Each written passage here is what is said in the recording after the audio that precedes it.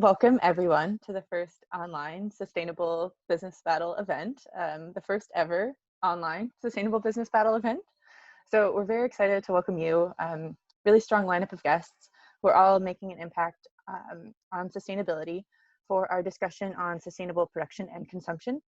So for the audience, we have Joost Wouters, founder and CEO of the Seaweed Company, Laura Jungmann, team lead sustainability of Albert Heijn, Joost Hietbrink, associate partner at Sustainalyze, and Marcel Beukeboom, Netherlands climate envoy.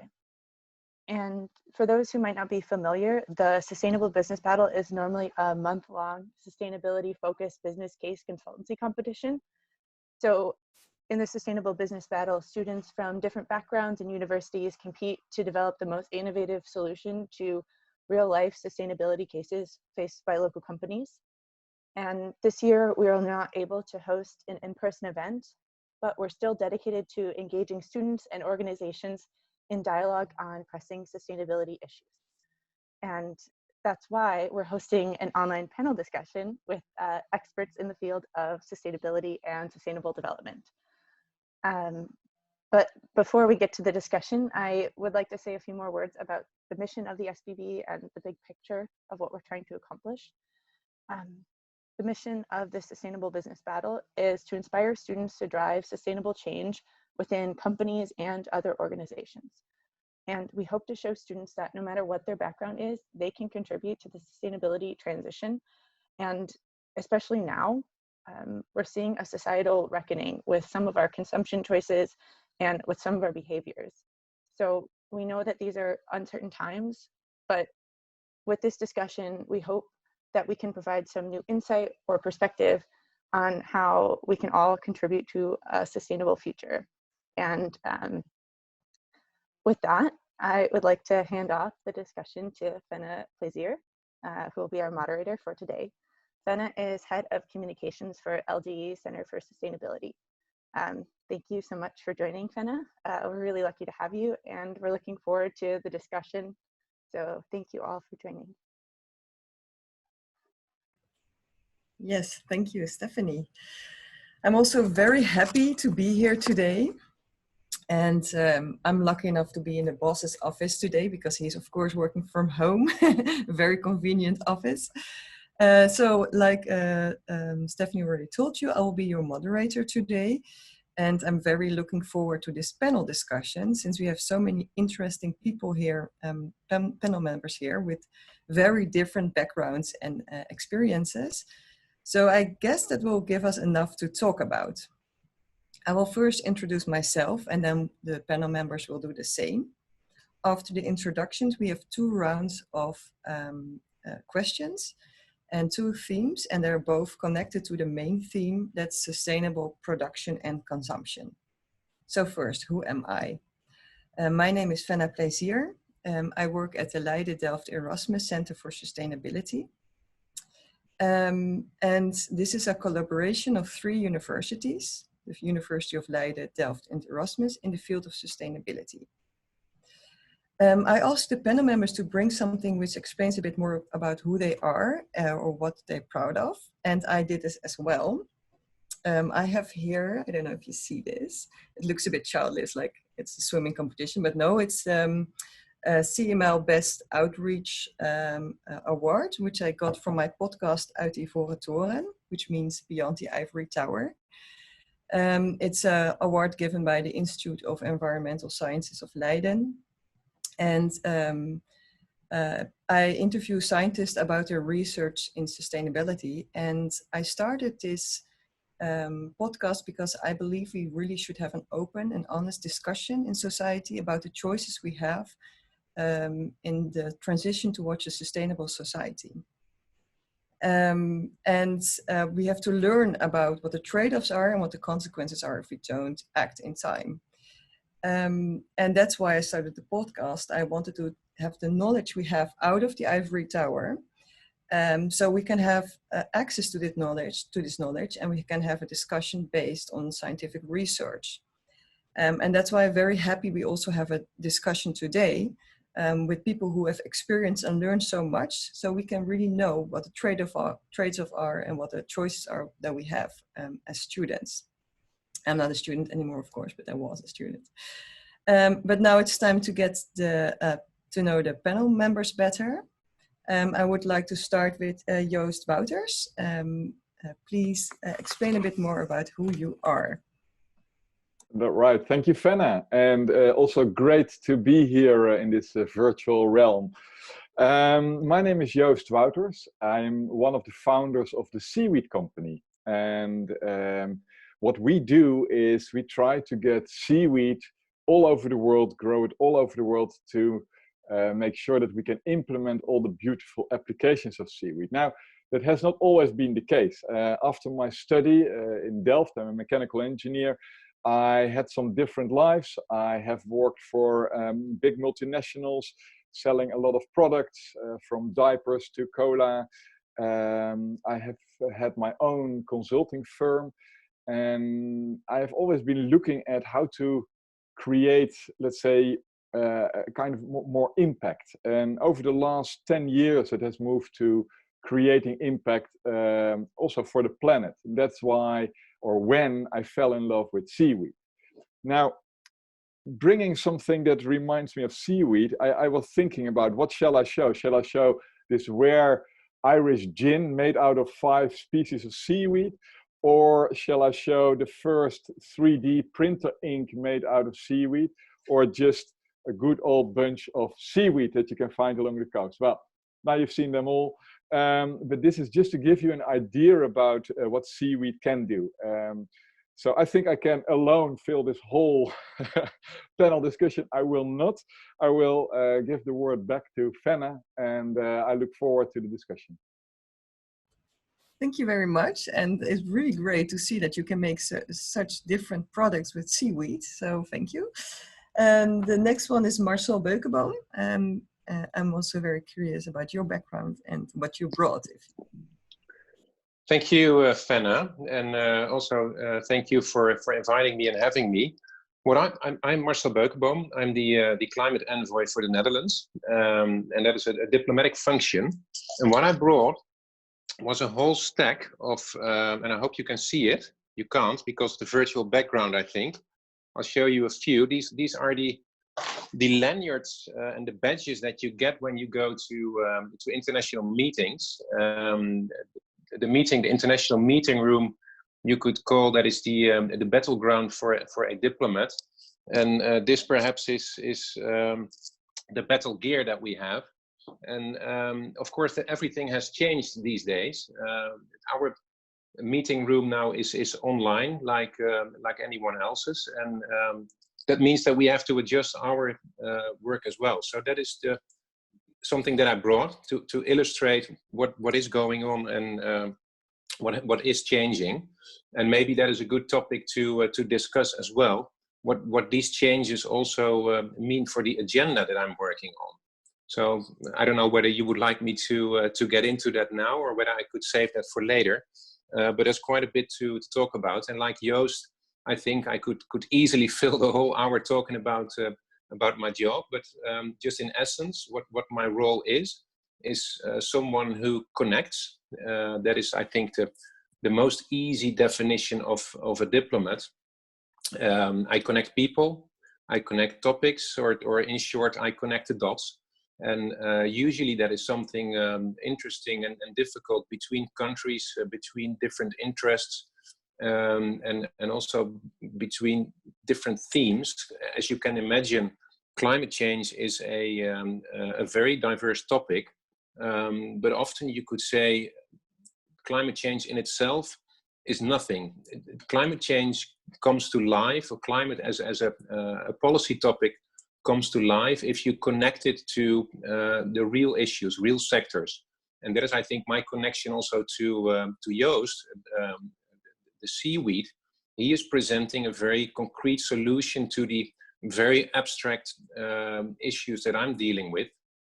And that is something that you could most easily do when you see each other and when you meet each other.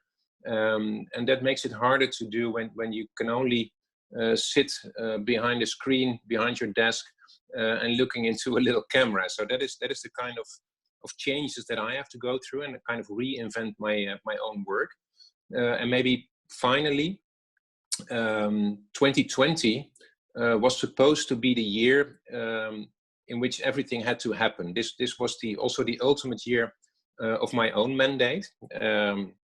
And if we look back to the Paris Agreement in 2015, back then we agreed that in 2020 we would set higher targets. We would raise our ambition under the agreement. You can imagine that many countries now and many institutions say, well, perhaps we should wait a little bit with that. We have other things on our mind. So the agenda is changing and is really under threat. So beyond or on top of the ambition agenda, we try to influence all those processes that invest in the recovery and make the recovery of the current crisis a green recovery. And that is an add-on to the agenda, a different challenge, and again, also a challenge through which we have to connect the dots to the real economy and those people and those sectors that are actually making the decisions in this field. So I'll leave it with that, just as a little illustration of my work and of the challenges that we face in these difficult times. Over to you, Fenna. Thank you, Marcel. I can imagine that this brings a really big change to you. And I think we also can come back to that a bit in the second theme. And then I would like to ask Laura to tell a bit more about her and about what she's maybe proud of or what she thinks is very important for her work. Yeah, so thanks also for having me here. I think this will be a really interesting discussion. I'm Laura Jungmann. I have been working on sustainability of food supply chains for around 12 years now, with a focus on tropical agriculture and fisheries. So around 2 years ago, Albert Heijn asked me to join the team, let's say, and become responsible for sustainability within Albert Heijn. So what I'm trying to tackle with my small team within Albert Heijn is really looking at transparent and sustainable supply chains. So really focusing on people, planet, and animal welfare. We're looking at our CO2 footprint, so of our own operations, but also of our supply chains, and how do we reduce that together with our suppliers, together with the food producers. And how do you bring people to actually eat more sustainably, choose more sustainably? Expanding our vegetarian assortment, but also using vegetarian options in, allerhande recipes, etc. And then finally, looking at reducing our packaging and making it more recyclable, and reducing our food waste, and making sure that if there is still food wasted, it's recycled. So that's basically what I'm doing at Albert Heijn. I brought some delicata chocolate. So this is one of the things I'm proud of. Albert Heijn, which is the biggest food retailer in the Netherlands, but I guess most people know that, was already at 100% UTZ certified cocoa in 2015. So we were the first supermarket in the Netherlands to reach that. And we knew that certification wasn't able to solve all the biggest issues on, for example, low farmer incomes, on, for example, child labor, and on, for example, deforestation deep in the supply chain and where cocoa is produced. We also knew that the majority of the world's cocoa was being produced in Côte d'Ivoire and Ghana, so we didn't want to move towards regions where those problems weren't happening, because that's basically displacing the problem. So we did quite a bit of research to look at what are our options, how can we as a retailer at the very end of the supply chain actually have impact with farmers on the ground. And we ended up deciding to start working together with Tony's Chocolonely in partnership. So we're sourcing cocoa from the Tony's co-ops. And by doing so, we have much more control over the cocoa that's in our supply chains, in our chocolate bars. We can track actually the beans from co-op back to our bars, and also the premium, the additional premium that we're paying back to the cocoa farmer, so that we have proof and evidence that that cocoa farmer is actually being paid towards a living income, which also means he doesn't need to use his children as workers, and it means that he doesn't need to deforest additional land. Obviously, this program of work is much broader than this, but just wanted to show this. I'm especially proud of this project, and you can see we use the same button on our packaging as Tony's, going towards play-free chocolate. Yeah, I'll just leave it with that. Yes. Now I'm very disappointed that we can't meet in person, because then we might get a bit of chocolate out of it. But thank you, Laura, for this very nice illustration of what Albert Heijn and you tries to change, and also already successfully changed. And then lastly, Joost, another Joost, but the Joost. So I would like to ask you as well to tell a bit about yourself. Thank you so much. Thank you to the entire team of the Sustainable Business Battle. Actually, my connection is very close. The item that I brought with Laura's, although you wouldn't expect it.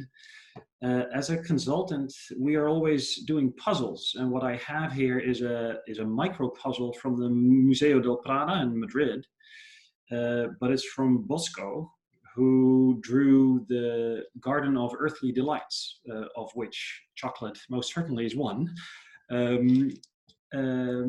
But why it's interesting is because a consultant always has to solve some sort of a puzzle, because there's always some sort of a challenge that needs a solution.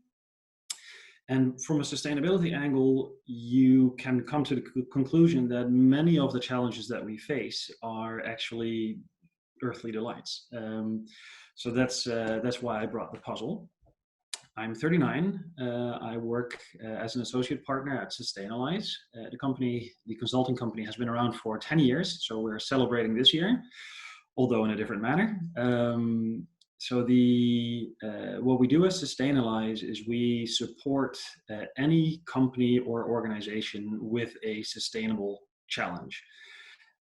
We have been working for many different companies, and we help them in the full array of the management cycle. So that entails strategy development, it entails data reporting, so strategy execution, data stability, how you report on it externally, but also how you can look at rewards and recognitions and fill out the benchmarks and work like that. That's more of an outsourcing activity that we do. Father of 1.5, so we're expecting, and today I got good news that at the next Echo I am actually allowed to be there, so I'm very happy, because the last time around I had to explain to my little son that he did not have a video conference with the baby, but it was, well, anyways, that was difficult, but otherwise all is good. So back to you, Fenna. Thank you, and also thank you for explaining with the puzzle you brought with you. I think it's a nice illustration as well. So now we know you all a bit better, and we can go to the first theme, and that's the theme is how to change industries. We have two parts in this theme, two questions. First is join them or fight them, and the second is the top-down versus bottom-up policy strategy. I'll start with the first.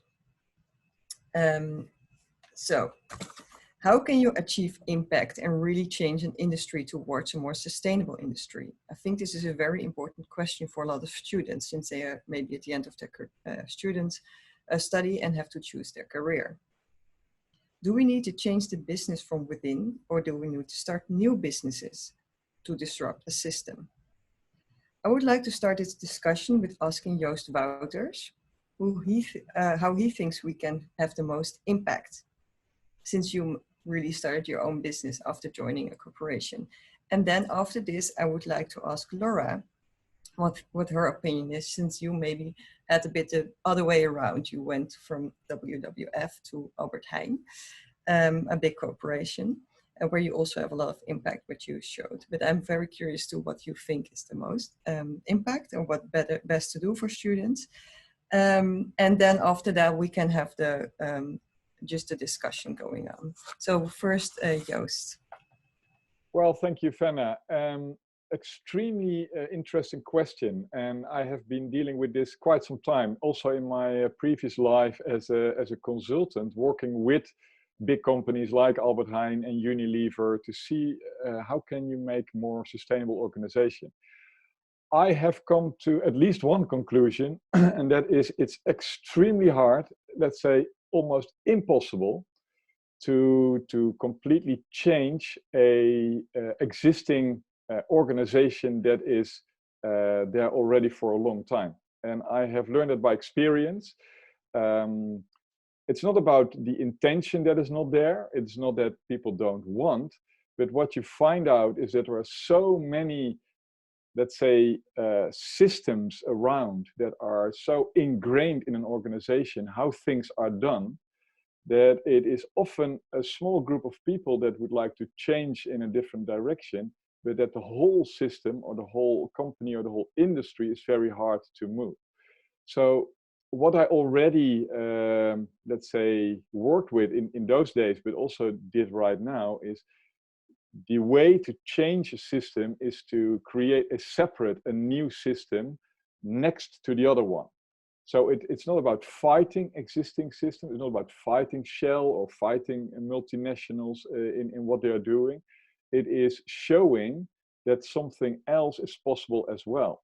And what happens then is that people can choose. Let's say the existing industries can choose to adapt to that. They're like, wow, this is something that works. We would like to use that. We would like to work from there. Or that they move towards that direction. And that is what I have experienced over many years. So what I see right now, and of course that's the beauty of starting your own firms. We can start the way we want. We can from the beginning we can say like everything we do will have a positive environmental, social, and economical impact. All three are important. And when you just start, it is easier to actually also do that, not only say that. Now, I also know that when we will grow over the coming years, that we will run into challenges, organizational growth, growth over countries, and that it might be challenging to keep that alive. I think that to deal with that is that we need to also be able and open to throwing over the way how a company looks like. So right now, I'm much more looking at building a kind of a platform out of organization, or the platform thinking, where that is growing more organically in different areas and different divisions. So we have an animal feed division, and we have a human food division, and medical nutrition and materials part, and that they can grow almost autonomously apart from the traditional hierarchical top-down approach. And that is scary sometimes, because it is not one thing that as one of the founders, what we need to learn is to let go of the control sometimes.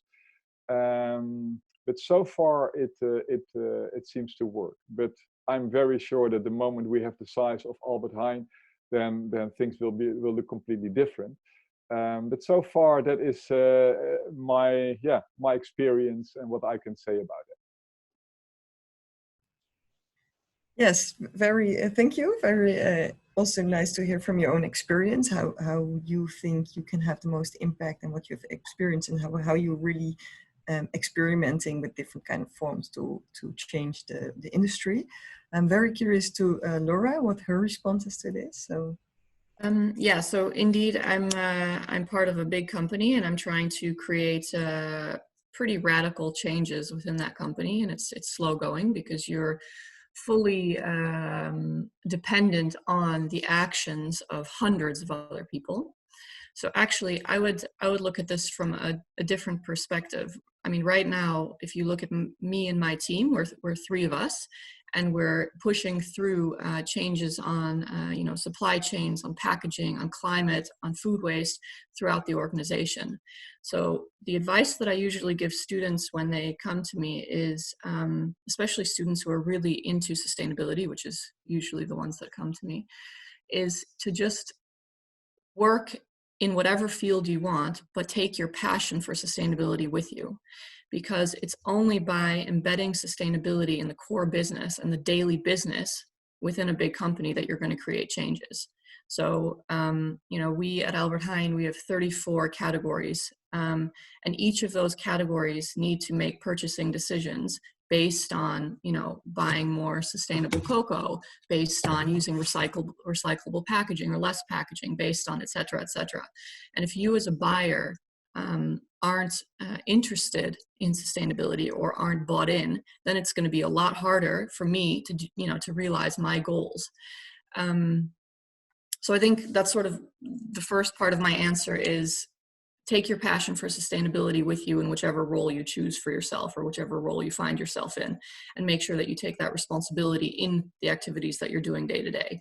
That's a really good way to, in a small way, move teams and move agendas forward. The other thing I want to say about the different stakeholders, you know, I work for a supermarket, so we have basically three types of stakeholders.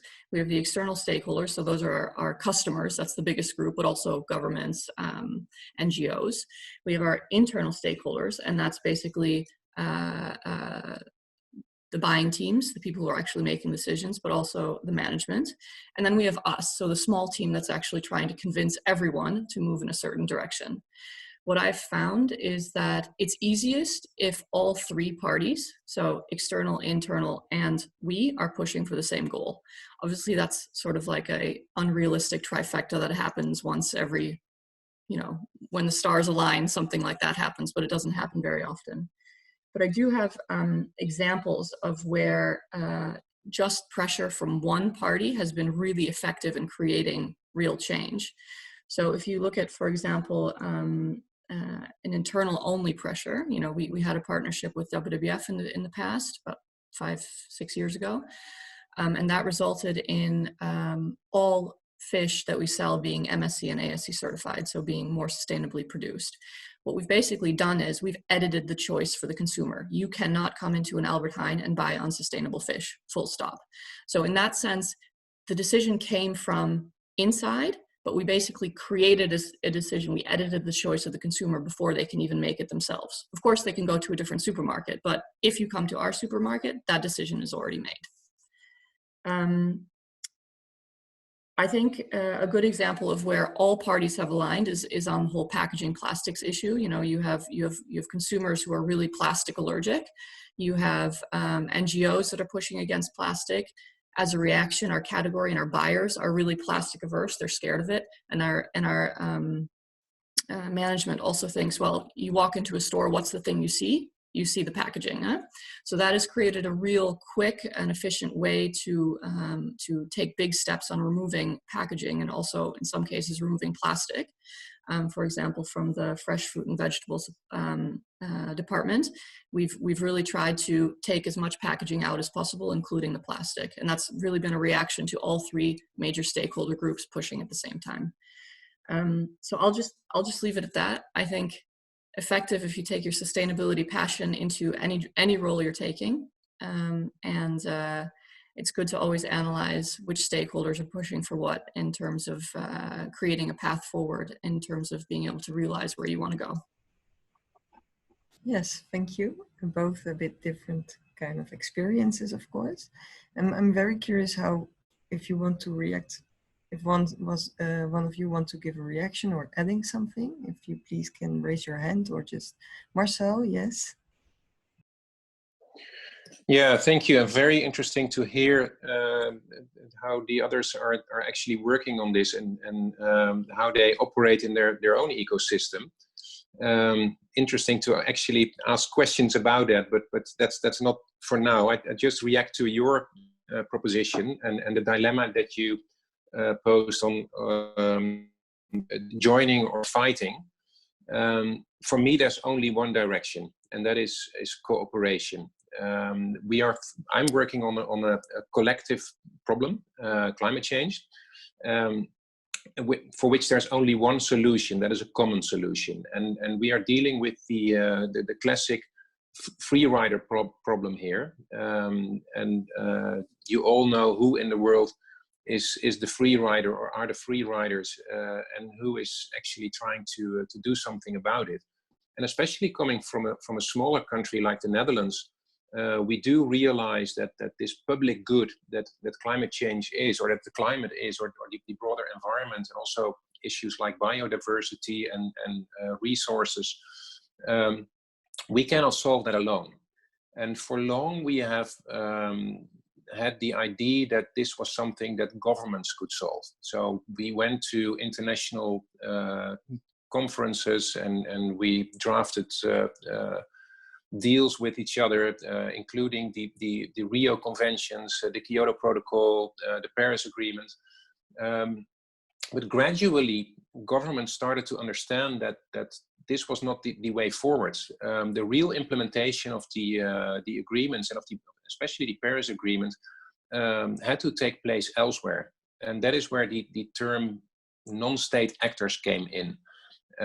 Since Paris, we have seen a very strong movement of the private sector, of which Ahold is a good example, but also very recently the youth movements, strong NGOs pushing for change, and including in, for example, the United States, where the government is not really supportive anymore, as you know, but where there is a big movement led by so-called non-state actors, and they listen to the name We Are Still In. That is a broad movement of corporates, NGOs, scientific institutions, but especially representatives of the private sector, say we are still aiming to reach the targets that we have set under the Paris Agreement, with or without the federal government. And that is something that is, I think, a good illustration of how we should look at it.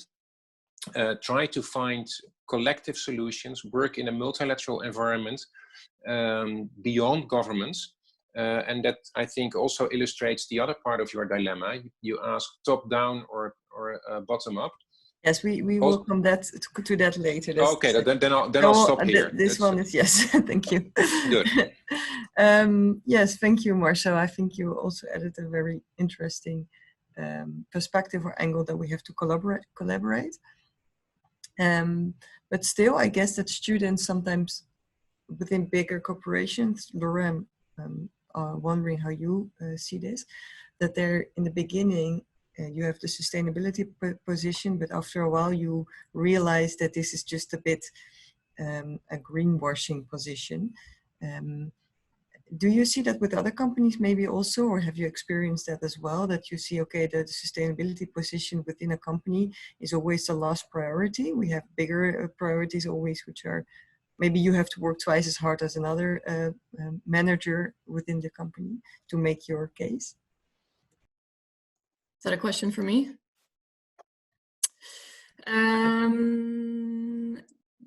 Yes and no, sometimes. It depends. It depends.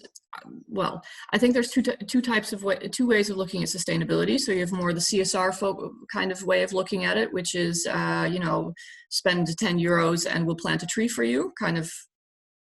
And then you have core business change. So really looking at what is the issue and how do we solve that issue together with other stakeholders, together with our supply chains, together with whoever.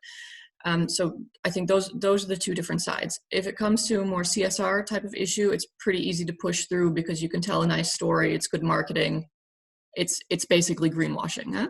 If you're talking about core business change, you're talking about making real changes in the everyday business as usual work of people throughout the supply chain, not only in your own company, but with your suppliers, all the way down to the farmer in some cases. And I think that is indeed way more difficult. I do see that if you can link a core business change to a nice story that's easy to tell to in our case, a client who has to buy the product in the end, then it's also easier to push through the organization. So that's on the one hand. The other thing is related to risk. We are well aware that if we want to be selling cocoa in 50 years, we need to take steps to make sure that cocoa can still be produced in 50 years. We need to take steps that are mitigating climate change. We need to take steps that are working on child labor. We need to take steps on making sure there are a next generation of farmers, younger farmers, who see cocoa production as something entrepreneurial, something they want to do instead of moving to the cities. So I think if you sort of look at it from those two angles. But yes, I think pushing through real change in the organization is a long, slow, and difficult process. Yeah, it's definitely not easy. It's definitely, I think, 1/3 knowing the content and 2/3 pushing the people and taking them with you. So on basis of your achievements, you are very good at that. Thank you. I'm not. Yeah, well. And the other ones, do they want to add something or counter it, or I'm very curious. Joop, do you want to say something about that or add something? Well, yeah, my main thing is, and that's not directed at any of our any of my co-speakers, but it's in general, there's no right or wrong answer in the hypothesis, if you ask me. I mean, there's no nominal variable that tells you how life works. So if I listen to Joost talking about innovation and substitution, I think he's 100% right. If I listen to Laura, who elegantly put it into, you need to follow your passion, yes, 100% right. And then if I listen to Marcel saying it's all about cooperation, I think, yes, you're 100% right. So for me, the main thing is that it's about experience at an individual level. So I would follow Laura 100%, saying change comes from within. And I know I'm not the Dalai Lama, but that is true. And it's a path for every individual, but also for every company. So I'm a little reluctant to make such a large simplification on the different challenges that companies face. But that's also probably my role as a consultant, to be a little bit more on the background, not making a split as hard between, for instance, CSR and sustainability. For us, it's always a journey that the companies are on. And it doesn't matter to me whether I bring a company from A to B or from A to Z or from X to Z. As long as we are progressing, we're heading in the right direction. No greenwashing, though. We don't allow for greenwashing. That's very good. I see that both Joost and Marcel want to add something. Joost, I first will ask you, and then Marcel, I will just go to the second question, and maybe you can combine that, because the second question is also directed to you. And otherwise we are very running out of time. Joost, you can start. Well, the last thing I would like to add here is that I think there's not really, we don't have the luxury of let's say, the time to nicely address it. So I think some force between brackets, between some pushing from governments, from organizations at the top that are just changing, for instance, the KPIs for the buyers. I mean, if a buyer likes it or not, that should not be even the question. It should be, and there you need some, I call it changing system or some force at the levels that are possible, who can do that, to speed up these kind of movements. Otherwise, it will become a nice and a nice intention, and that's all good, and that's where it starts. But I'm definitely sure that things can be speeded up with the right push. We can change. People can move in any direction, as long as, especially in the industrial and the corporate environment, as long as the KPIs or the indicators where they are, let's say, assessed on, are pointing in that direction, and then it's not so difficult anymore. And it seems difficult, but in the end, it is. So I will. I have been a consultant as well, and I don't shy away from a little bit more push, and not to be right here, definitely not, but just to wake up people. It's a wake up call, and from there on, people know exactly what to do in whatever layer of the organization. So that's where I would like to leave it.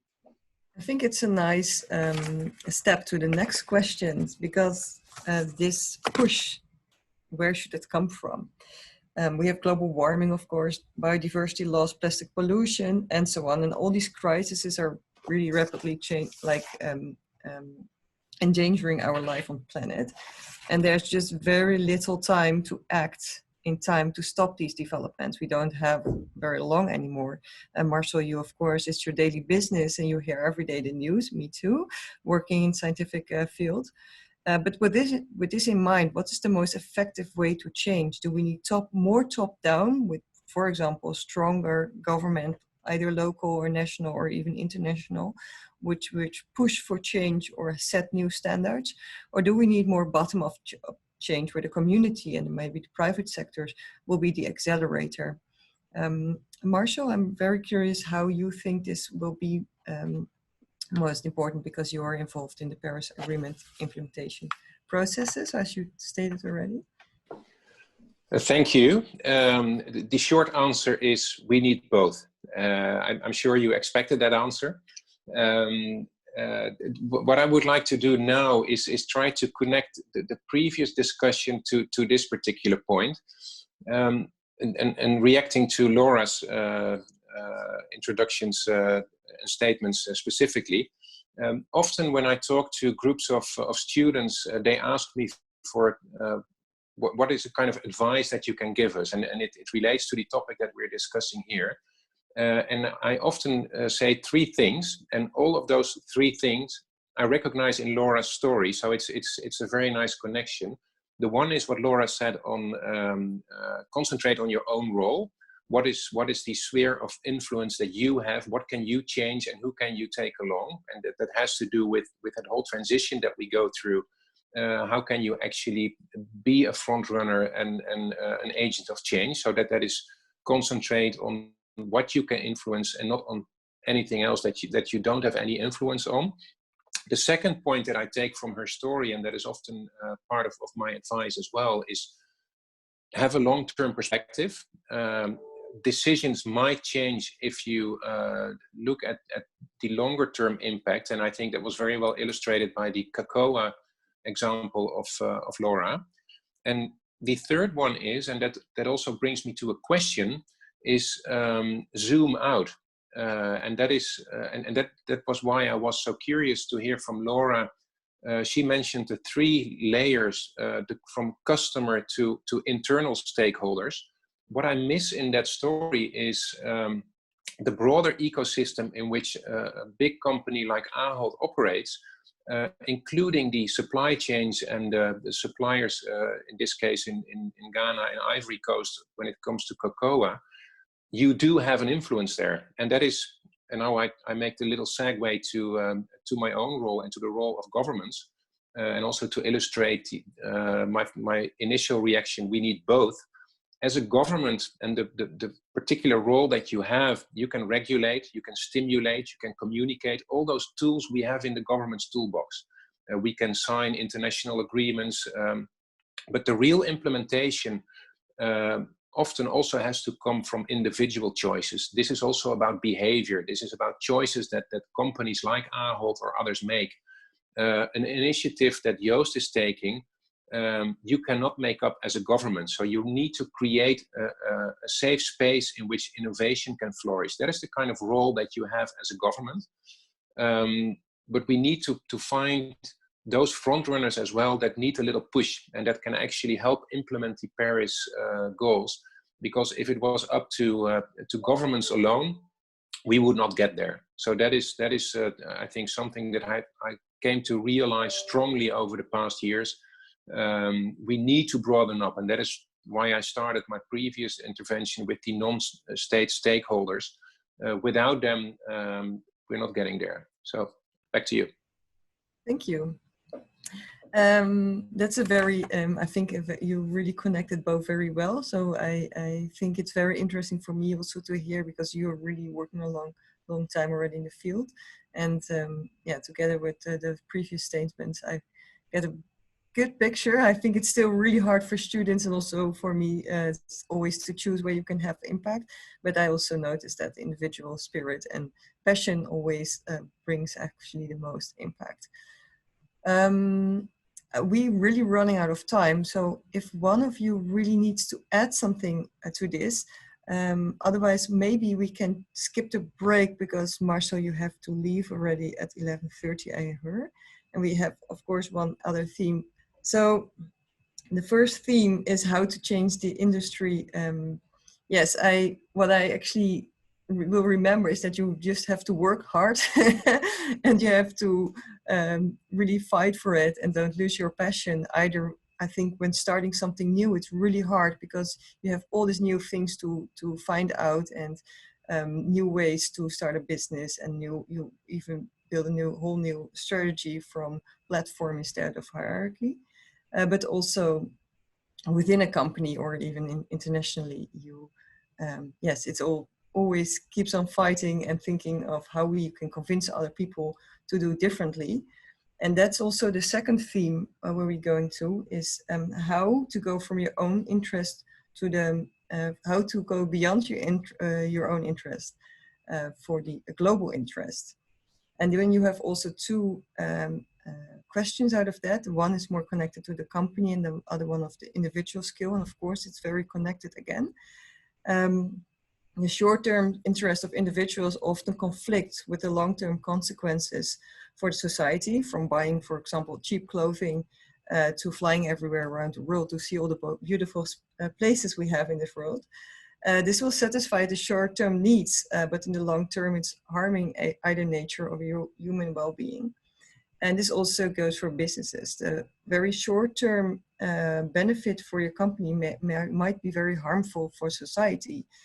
So I want to start at the company level, and I want to ask Joost, because you have to deal with companies, convincing them to choose for a sustainable strategy, which might not give the same benefits for a more unsustainable strategy or option. And I'm very curious how you convince them to do so, because they might hurt a bit of business for themselves. I'm very curious how you deal with this. Well, thank you. But firstly, let's make sure that most of the times we don't have to convince anybody, because luckily the client that we deal with, whether it's a business or any other form of organization, they call us because they see that they have a challenge, right? Because otherwise the consultant isn't in play whatsoever. But your point is correct. I mean, but it also ties in neatly to both Joost and Marcel, who point out that it's a system thing, and there should be a push. Perhaps there should be governance direction or what have you. What you see now is that if you limit your focus to stock listed companies, so then you're cutting off quite a bit of our clients. But if you only look at stock listed companies, their main KPI is how well they are doing from an investor perspective. And you can see the investor group now shifting gears to a broader set of KPIs. So most of the times in a simplistic world, it's what's the EBIT of a company? I have a multiplier for an industry, hence I have a valuation, and that's how I look at the company. But now you can see, and it doesn't matter how you label the criteria, because you can see from an investor perspective, they use ESG, so environmental, social, and governance.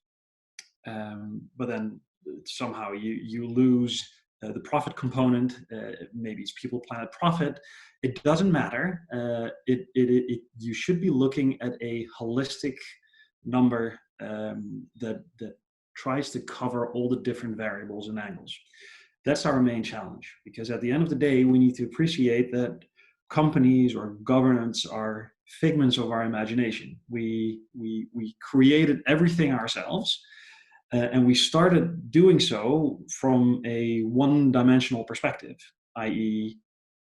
euros, dollars, cash, what have you. And now, as humankind, we are coming to the conclusion that that design is flawed, and that doesn't make any sense. So we need to widen our focus, and we're trying, at this point in time, my short conclusion is that we are struggling with the fact that we are trying to recalculate everything back to a monetary valuation. But that's a figment of our imagination as well. So how do we deal with that big challenge? And how do we circumvent your rightfully pinpointed short-term opportunism as a human being, myself included, right? So I'm definitely not different than all of us. So what I see is most companies coming to this realization, I don't have to convince them. I need to guide them, and that's the challenge because it's different for every company.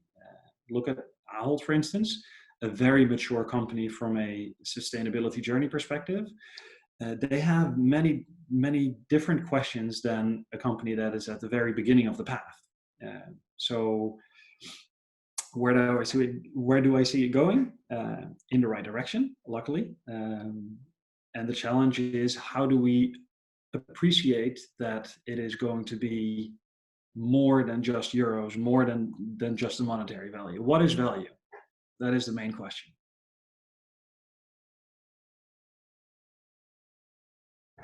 Thank you. I think it's if you of course have already the benefit that the companies comes to you, but I can also imagine that sometimes you like guide them in a way that they're suddenly realizing, oh, this is really changed. This is really harming my maybe not harming, but really big change that I didn't expect for. Absolutely. Absolutely. And up to Laura, her observation, it's what we see to an increasing extent. It's not about companies, it's about complete chains. So it is the combination of systems. It is from, just as an example, it's from the cow to the glass of milk that's on your table. And how do all those different players work together? How are things made? How are they manufactured? How are they transported? So this is only one simple line, but there are interconnections, because the cardboard pack that carries the milk that you buy at the retail shop comes from a totally different chain. So how does everything work together? And our role that we are taking to an increasing extent is, how do we get all those different players at the same table? How do we start a dialogue? Because at the end of the day, the dialogue is where you will win the game, if you ask me. Yeah.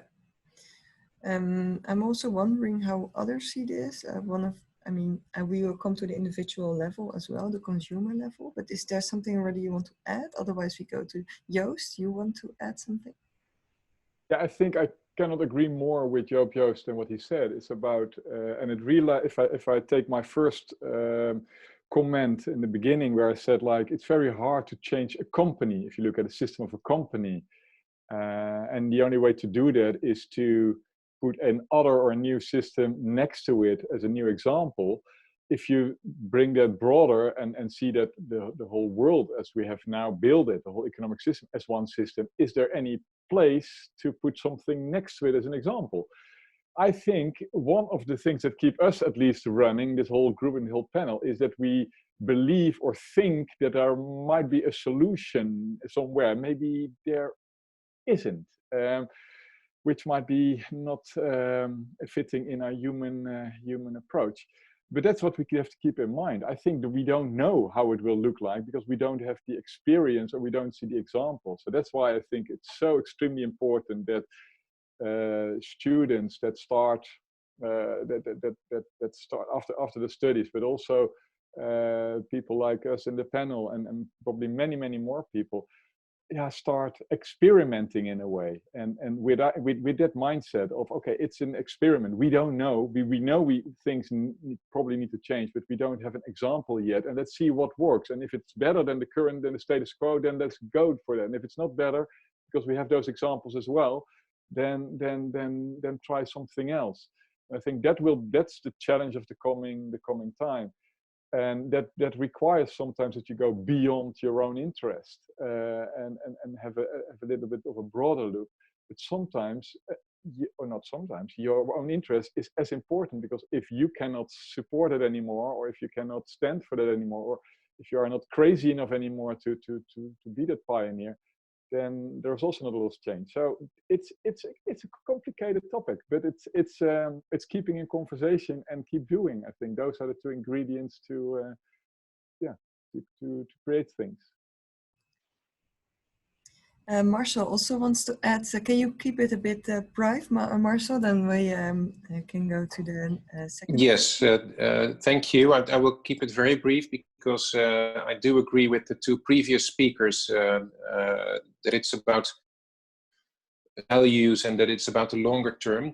what I would like to bring in is another axis actually to this, how we are looking at the whole situation. And what we see with the whole current COVID crisis, all of a sudden we seem to be able to change behavior as governments to have a strong reaction to, as businesses, to change the way that we do business.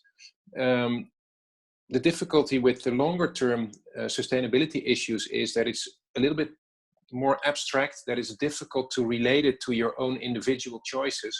And what we often see in the political arena as well, but also in the public debate, is that we think climate change asks for technical solutions. That is a kind of a way to look at it. What I try to bring into this discussion is there is a continuum or an axis from technical solutions and innovation all the way to behavior. And that, I think, that is relevant to the audience that we are talking to now. That is, I think, mainly of a technical background. In their way forward and in their professional life, they will need to cooperate with people with a social background, coming from social sciences, because the only real solutions have to be found in a good cooperation between the two. And that is what I take from the interventions of the two previous speakers as well.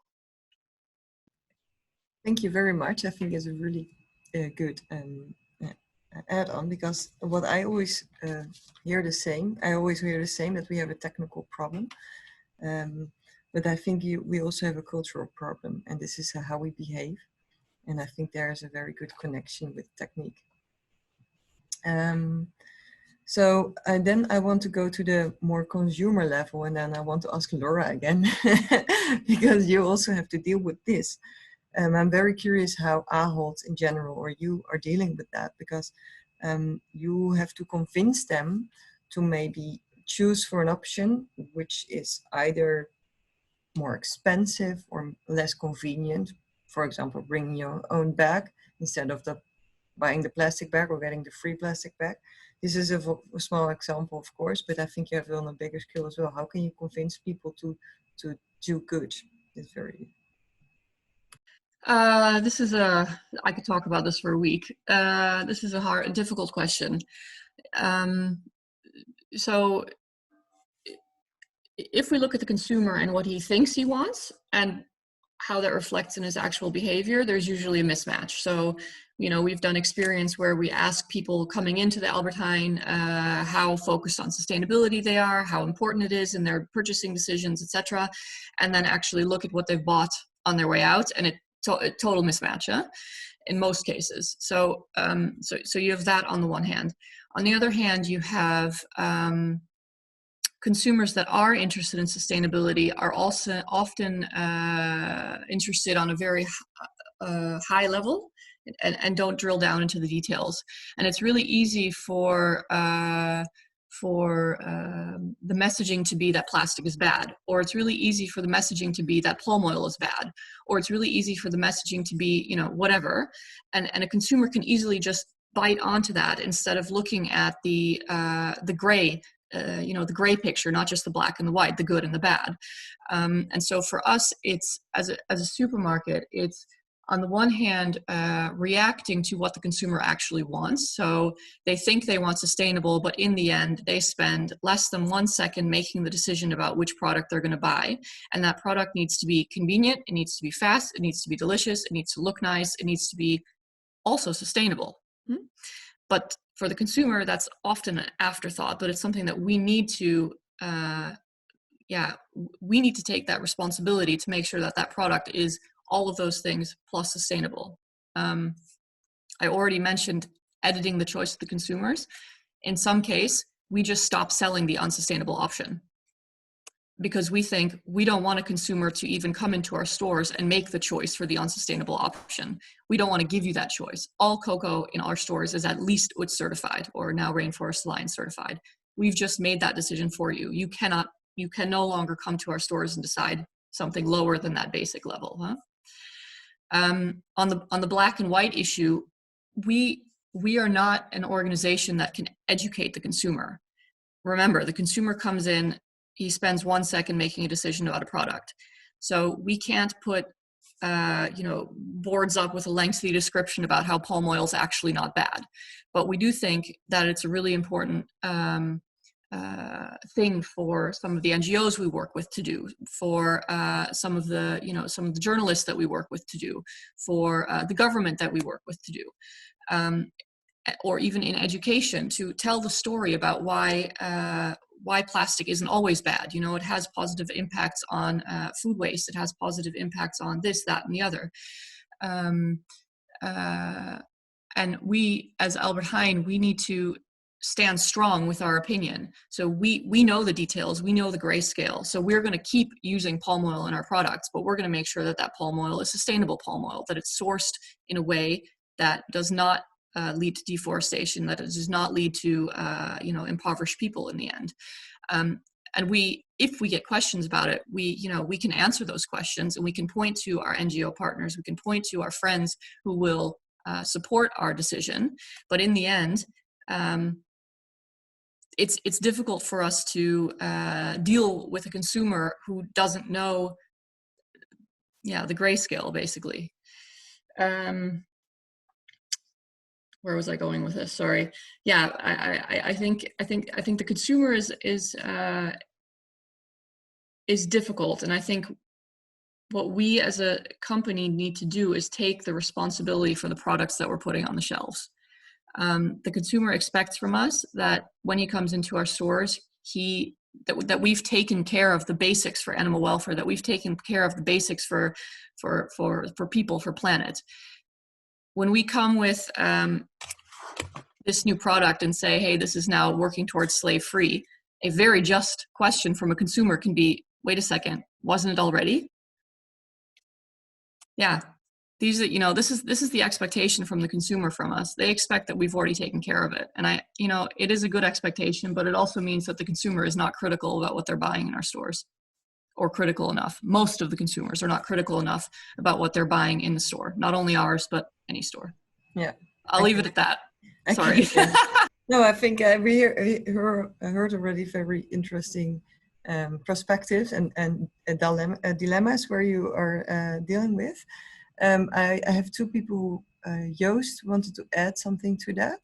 And also, Joost, please keep it a bit short, because we hear so many interesting stories, but yeah, the time I know. And this, I wish it was a live discussion, because then we could have some really good. No, it's really. I reflect on what Laura's saying, and I think, especially the last point, the consumer isn't as critical as we think or hope. And we know that. I mean, I've been working in fast-moving consumer goods. That's exactly how we built this economy over the last 100 years. So therefore, it should not be a choice of the consumer. It should be already in there. And that's where we need to get. So if companies like the fast-moving consumer goods and retailers, because they are crucial in changing behavior, because that's where behavior gets. I mean, it's correct. What people want and what they do is different. But in a store, if I can't make a choice, then it is sustainable by default if that is possible and where that's possible. And that is, I think, for the coming years, where the challenge and the pushing also on the more areas that are not so nice, because yes, it requires investment and it requires things that might not be even possible. But I think that don't let the consumer choose. That is a false promise. Okay. Okay, that's a very bold statement. I like that. Joop, you also raised your hand, so you also want to add something to this? Yeah, I did, and I just wanted to throw one more variable in the mix. Is irrespective of whether the consumer is knowledgeable enough, not every consumer has the ability to actually afford every different product. So there's an extra difficulty that comes into play, because we all know that within the entire chain, all the different players need to have a certain margin. And I'm not sure whether you've seen Keuringsdienst van Waren lately, but you can see at the end of the day, you need to also appreciate the fact that if you make the assumption, mind you, be always careful, that everything is going to be good for nature and good for the people and good for everything. It's not going to cost 20 cents. That's not how it works. So the affordability is also something that comes into play, because indeed the split-second decision, if I'm in front of 2 packs of coffee or cocoa or sugar or what have you, this one is €2 and this one is $1.95. What do I choose? How alert am I when I'm making the decision? That's something else. Yes, I think that's true. But we still also see that the richest people in the Netherlands also have the biggest CO2 footprint. So the only thing they have to do is leave something, maybe their car. They don't have to buy it, they just should not use it, or not travel like 5 or 6 times per year. But that goes for everyone. So that's, yes. It's easy to pinpoint a thin layer and say, hey guys, if you change, then everything is going to be just fine. And consequently, I don't have to change. That's not how it works. Yeah. And then Marcel's point is very, very true. Right now in the COVID period, I don't have to change. I'll be fine. Don't worry about me. If that's how I operate, we're not going to be successful. Yes, that's true. So I think it's very, this COVID crisis, of course, really shows us that if we have a very immediate threat, we also like to collaborate and we feel good about that. So I think this is a very good experience, maybe even to know how it can be if we work for something together. And Marcel also wants to add something to this, I see. Yeah, just a very short point, and that is reacting to Joop, and also to what you said, that the richest people have the biggest footprint. It works the same globally. The richest countries have the biggest impact on global warming. And I would like to raise throw another term into the mix, and that is responsibility. And I think as rich countries, but I think you could easily translate that to the individual level as well, we have a responsibility to act first and to keep our end of the deal. And the deal was, collectively, we are going to do something about climate change. We are going to change the system and we are going to change our behavior. You can no longer hold the argument that, oh, well, China is not changing, so we don't have to. No, we have to to keep our responsibility and uphold our end of the deal. And we have also the responsibility to help the others to do their end. So that is something that I think makes it even more complicated, but something that's almost a moral obligation. I think it's very beautiful said, and I totally, for me personally, I agree. We should be responsible for what we did and what we do in the future. I also would like to close with this. And for me, it was, I learned also a lot of things again. And also what I really liked, a few things, what Joost said, we built everything ourselves. What we have here is what we did, what our imagination is. So we can also have the power to change that. What we think we can make. So if we can think a sustainable society, we can also make, I think, a sustainable society. And also, I thought it was very interesting with Laura, how she explained to us the challenges, but also the successes and achievements you can make in this bigger corporation. So thank you for that. And Joost, as a pioneer, you of course have to also face very different challenges than Laura. But yeah, you really create also a new ecosystem, and maybe that adds a bit to Joost, what you can think you can make. So thank you for that as well.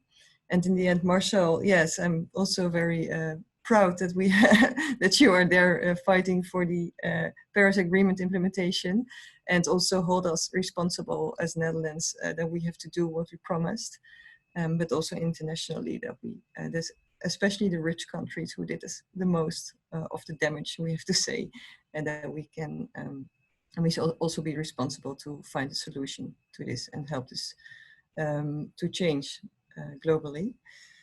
Now I would like to start with the student questions, because also they have some questions, so we're not done yet. This is just 15 minutes, so Stephanie, I hope you can do this, and maybe you should skip one or two questions. But first of all, thank you very much all for being there.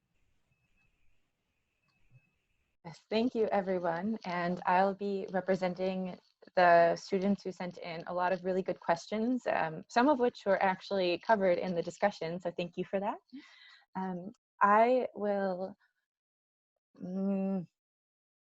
I'll go straight to this big one first. So which role will sufficiency or a steady state economy or even degrowth, so negative GDP growth, play towards achieving SDG 12, which is sustainable production and consumption? And I think everyone would have a really interesting perspective on this. So I'll open to whoever would like to start.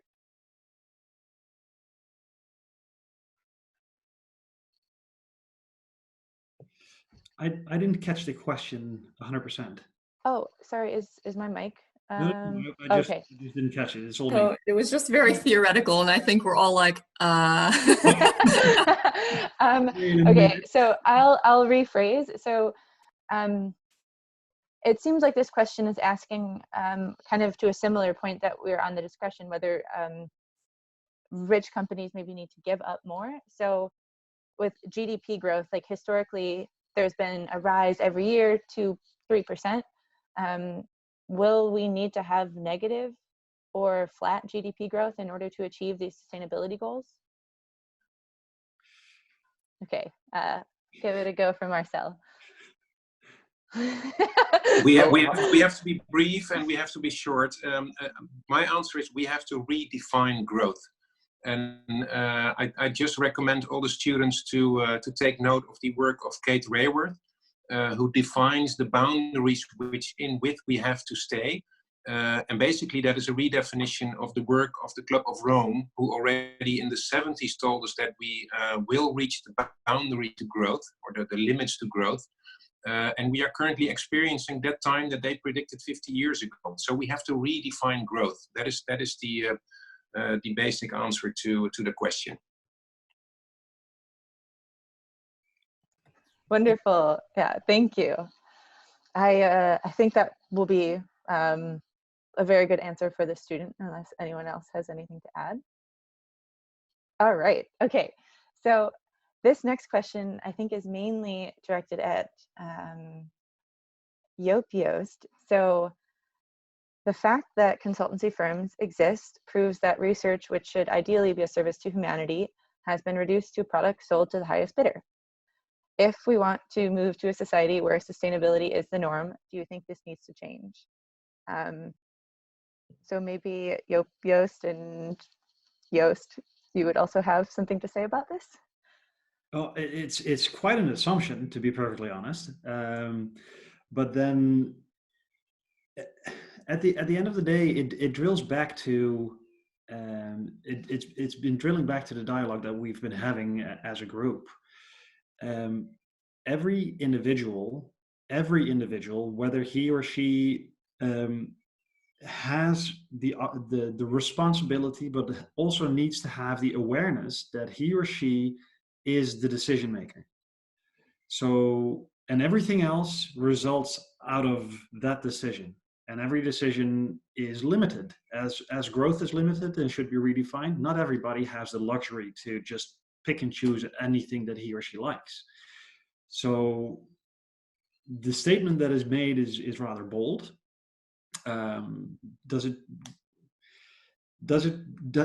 mean that anything that is innovative and by definition then sustainable has a demand? Because at the end of the day, our economy is built on the demand and supply.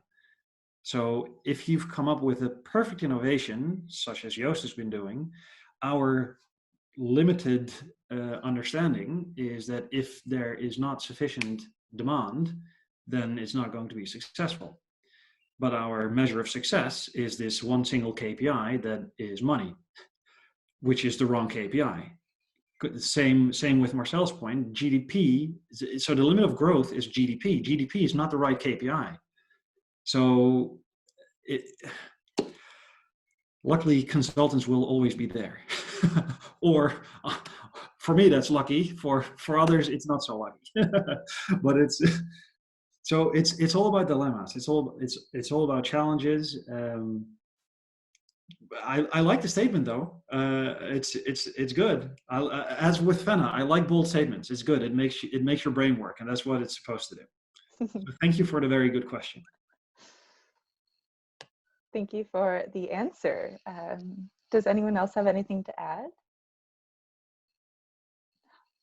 I think it was a very spicy question. So yeah, thank you for your candor.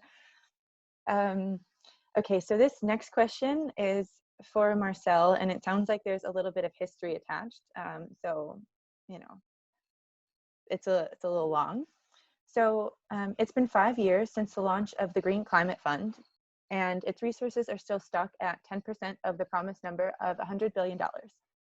Back when I first asked you this question, you said that this was not necessarily a problem, as the fund would need time to find causes to invest in and gain experience. When I asked you about it again at the night of the UN in 2018, you hinted that the Dutch Fund for Climate and Development, which was launched since, could be a good way forward. And the question is, what is the key problem that prevents this goal from being achieved? And then the follow-up is, what does it mean for international cooperation that something so specific and measurable is so difficult for the international community to actually achieve? That's a rather technical question. I'll try to be brief. The one is the reference to the Green Climate Fund.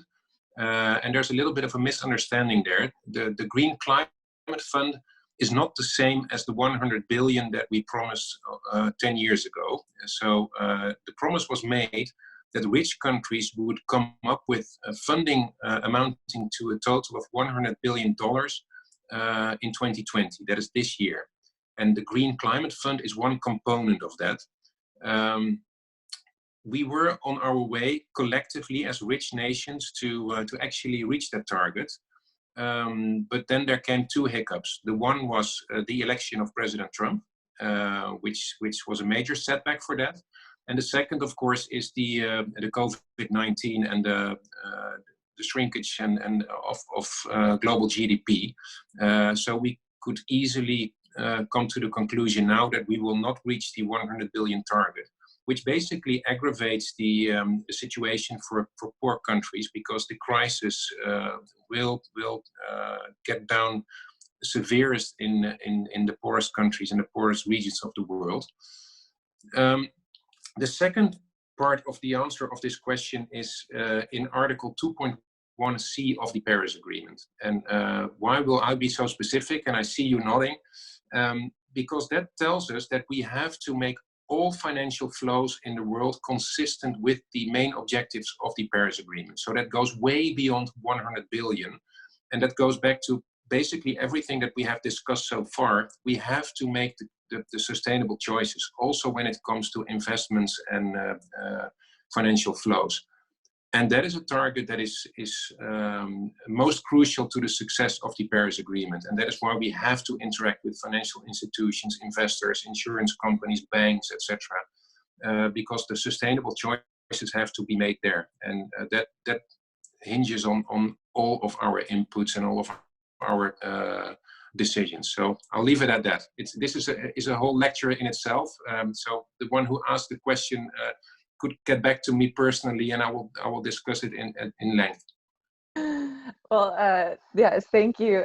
Thank you for the very brief yet detailed answer to that question. It was really interesting. So yeah, we'll make sure that this person has your details. And this next question is directed at Joost. And so there's a lot of engineering and really innovative students at Delft who are interested in starting their own companies. So this question is, do you think you can have more impact if you start a company fresh from school or after gaining experience first?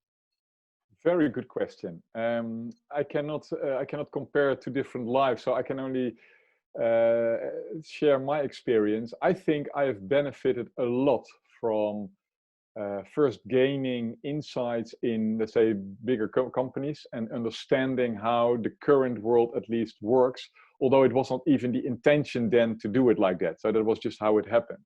But I think that if you just start from scratch, that is very possible. I see a lot of examples, but I also see that people who know how, let's say, the current system works and what strings to pull and what language to talk and what are especially the interest of the different stakeholders. If you understand that better, then it's easier to get your passion materialized or put it in the world. So, and if you don't have it, then don't wait for that. You can also get people in your team with that experience.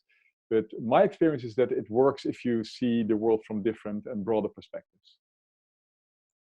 Yes, thank you for also mentioning the role of experience and understanding different stakeholders. I think that's really important for students to understand. And I think Laura would like to say something. Yeah, as a company that often works with smaller, innovative, entrepreneurial suppliers or companies, it's a lot easier for us to work with companies that have some experience and understand what the issues are, how the supply chains work, who the major actors are, who the major stakeholders are, et cetera, et cetera, et cetera.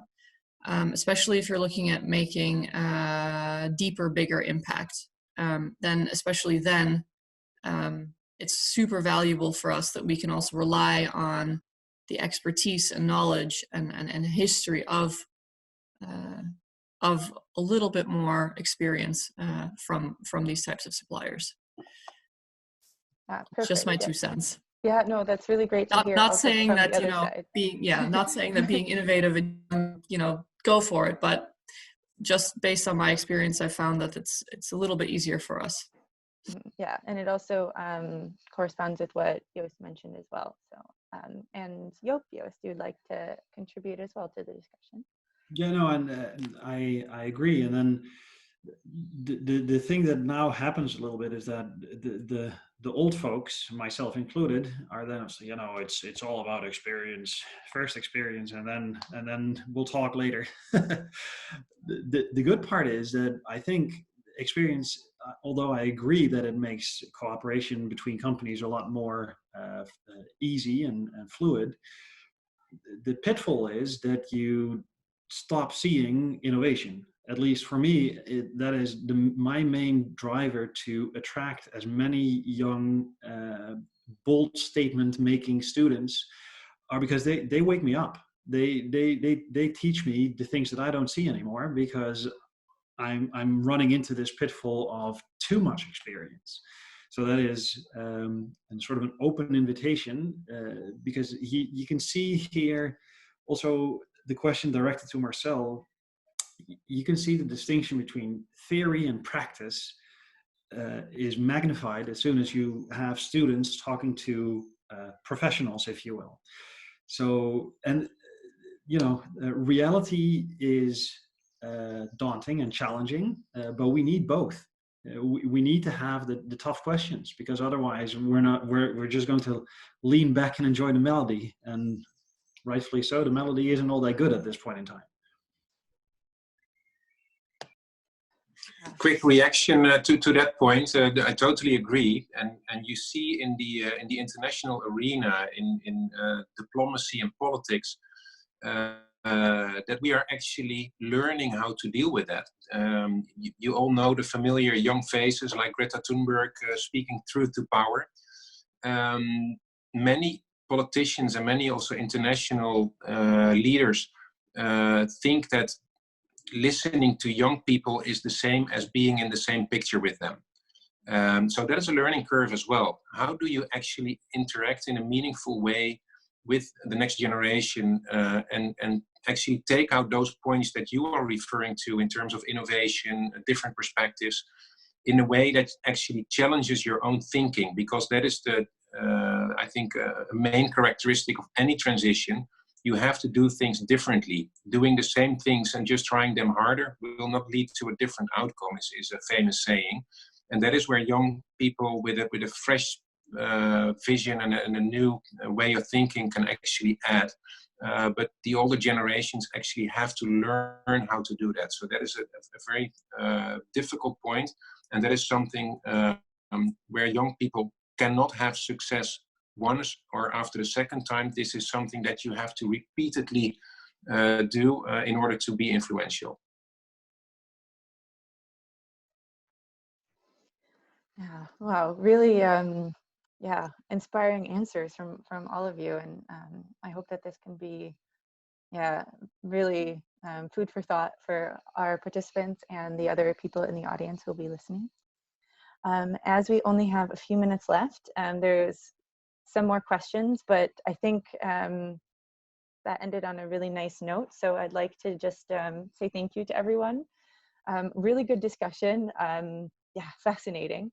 So thank you to all of our panelists who made this possible. Without you, we wouldn't have been able to learn and have this nice dialogue. So thanks for making time and for being open and willing to interact with sometimes controversial or yeah, difficult points.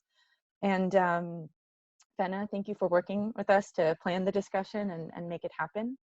And the last few people we need to thank are the rest of the Sustainable Business Battle Board. So as the chair, I'm representing us right now, but there are 5 of us here who worked really hard from September to make the Sustainable Business Battle happen. And although we weren't able to meet in person this year, I think we can be really proud of bringing this dialogue to students and to a wider audience today, especially in these difficult times.